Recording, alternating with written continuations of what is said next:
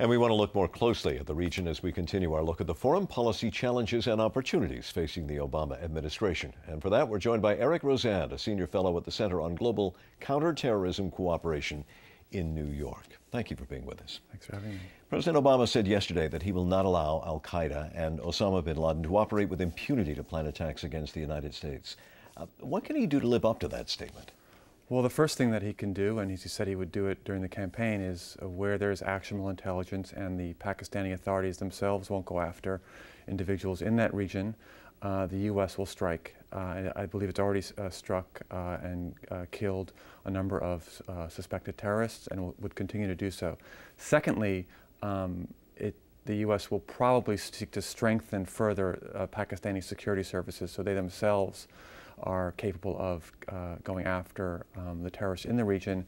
And third, strengthening the law enforcement capacities, the judges and police forces, so that when captured on the ground, these terrorists can be prosecuted and put away for life or as long as necessary. We focus a lot on Pakistan and Afghanistan. I'm wondering, are there other nations we should consider? Sometimes talked about Somalia and Yemen.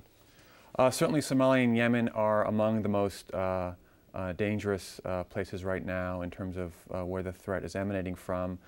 Other areas to keep an eye out for probably are the North Africa, Algeria, Morocco, and certainly in Western Europe you've seen a lot of homegrown terrorist discussion over the past 5 years. You've seen bombings in Madrid and London, and you see the easy access between Europe and the United States, and so there's a restive second and third generation Muslim community in Europe that bears watching. How do you anticipate that the Obama administration's approach will differ from the previous Bush administration?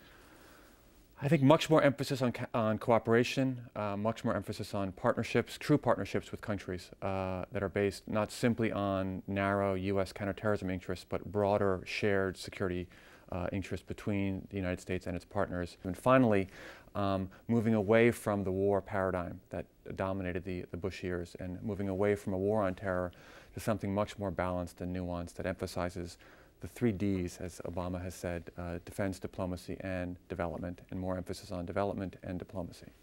Eric Rosand, we appreciate your comments. Thank you. Thank you.